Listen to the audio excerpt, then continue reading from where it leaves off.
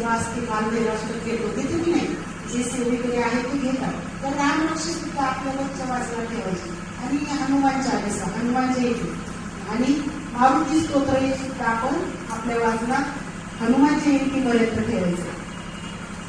रामनवमी पर्यंत रामरक्षा होईल. हनुमान जयंतीच्या दिवशी आपण सगळ्यांनी 11 मारुतीचं दर्शन घ्यायचं. किती? 11. ज्याला जसं जमेल त्यांनी नगरमध्ये घ्या, नगरच्या बाहेर घ्या.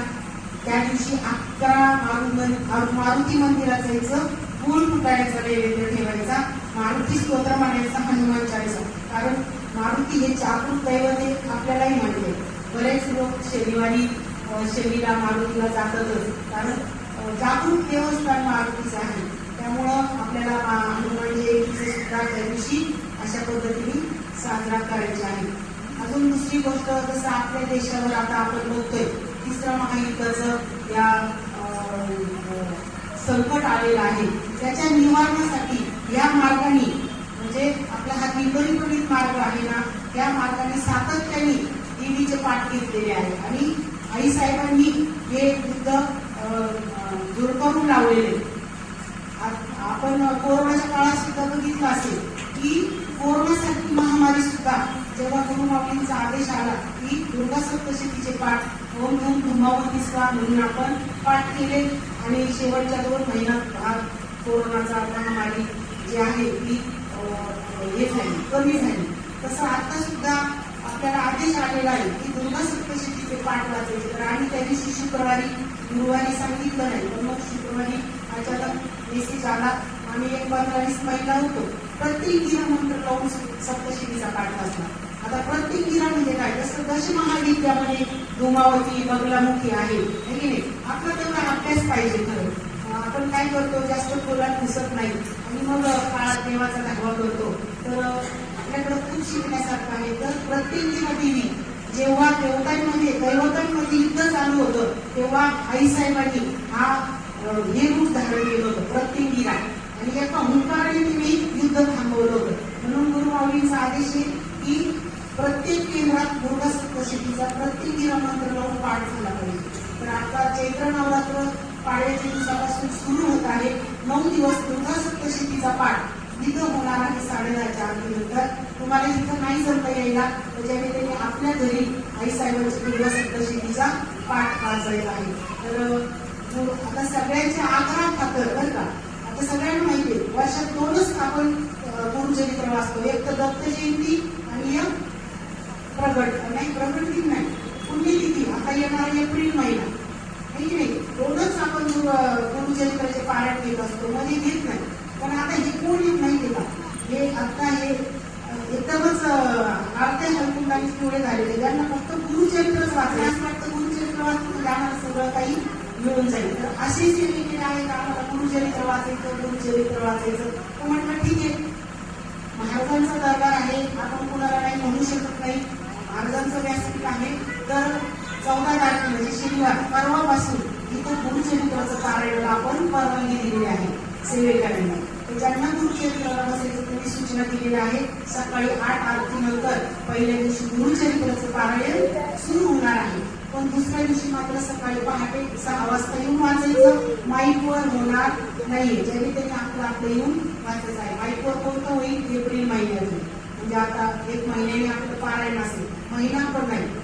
तर अशा पद्धतीने गुरुचरित्राचं पारायण कुणाला बसायचं, या बसलेल्या ज्यांना जे बसलेले त्यांना, कुणाला नाही ना, गुरुचरित्राला इथं कोणाला बसायचं, कुणालाच नाही. तर असो, तर अशा पद्धतीने आपल्या ह्या कार्यक्रमाची रूपरेषा आहे. सांगण्यासारखं खूप आहे. नवीन वर्षाची सुरुवात आपण, आपल्याला जर नवीन देव करायचे असेल, आपले देव खराब झालेले असतील, कारण एक ताई भेटल्या त्यांचे देव पूर्ण सपाट झालेले, नाक डोळे नाही शिकालेले, मुलांच्या लग्नाला अजून वेळ असेल तर नवीन देव करण्यासाठी हा चैत्र महिना चांगला असतो.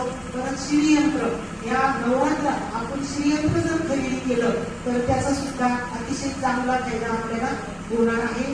अर्थात सेवा केली तर आणि कष्ट केले तर, फक्त श्रीयंत्र घेतलं त्याच्या समोरच बसतं आणि कष्टच नाही केले तर त्याचा फायदा होत नसतो. तर अशा पद्धतीने आपल्याला पुन्हा एकदा नवीन वर्षाच्या येणाऱ्या पाडव्याच्या खूप खूप शुभेच्छा झालेल्या.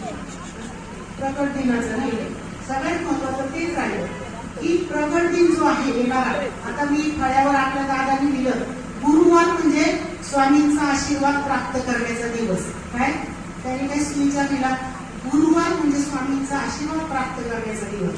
तसं आपले गुरु कोण आहे, ब्राह्मण नायक आहे. गुरुपौर्णिमेच्या दिवशी आपण त्यांना स्वामींनी आपलं गुरुपद घेतलेलं असतं आणि तेव्हापासून आपण स्वामींची सेवा करत असतो. हेच आपले गुरु आहे. तर तसं श्रीपाद श्रीवल्लभ पुष्य सरस्वती दत्त महाराज यांचा चौथा आविष्कार म्हणजे स्वामी महाराज आहे आणि कर्दळीवनात स्वामी धर्मी दुगंगून प्रकट झाले तो हा दिवस आहे, चैत्र शुद्ध द्वितीया.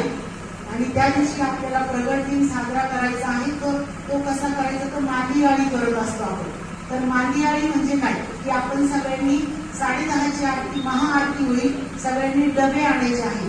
तर डबे कसे आणायचे, की मोठ्या स्वरूपात पोळ्या आणायच्या, रस्सा भाजी आणायची. म्हणजे आपण 1 जण येणार असेल तर आपल्या आणलेल्या डब्यात 10, 20, 50 जणांनी प्रसाद घेतला पाहिजे. अर्थात तो प्रसाद कमी पडत नाही, पण आपलं सांगायचं काम आहे की लोक सेवेला येत नाही. काय सेवेला येत नाही लोक, फक्त प्रसाद घ्यायला येतात. आपण सप्ताहात पण बघतो गुरुचरित्राच्या पारायणाला अवघे 300-400 लोक बसलेले असतात, पण प्रसादाला किती असतात, 3,000 ते 4,000 सेवेकरी प्रसादाला असतात. अर्थात स्वामींचं आहे, आपण स्वामींचे भक्त आहे, त्यांना आपण द्यायचं काम आपलं आहे, कारण आपण त्यांचे पायी आहोत. तर अशा पद्धतीने मसाले भात असेल, भाताचा प्रकार मसाले भात, खिचडी भात, पोळ्या जास्त प्रमाणात आणि रस्सा भाजी बटाट्याची अशी भाजी आणायची, जास्त प्रमाणात आणा. आणि गोड पदार्थामध्ये जिलेबी किंवा लाडू या प्रकारे. शिरा हा प्रकार शक्यतो नसावा, शक्यतो जिलेबी लाडूचा प्रकार गोड मध्ये आणा. तर अशा पद्धतीने 10 वाजेपर्यंत आपला स्वयंपाक इथपर्यंत आलेला पाहिजे. इथं शिजवत नाही आपण, कारण असा आदेश आहे की केंद्रात मांदियाळीच्या दिवशी फक्त मांदियाळीच होईल. भलं तो एवढा जरी प्रसाद असला तरी आपण थोडा थोडा सगळ्या सेवेकऱ्यांना तो देणार आहोत. तर अशा पद्धतीने प्रगट दिनाच्या दिवशी 10 वाजेपर्यंत आपल्याला भरपूर प्रमाणात प्रसाद घेऊन यायचा आहे, वाटायचा प्रसाद आणायचा आहे आणि स्वामी चरित्राचं पारायण सामुदायिक होणार आहे. अशा पद्धतीने आपल्या कार्यक्रमाची रूपरेषा असेल. तर झालेली सेवा स्वामींच्या चरणी गुरु श्री स्वामी समर्थ प्रार्थना. गुरु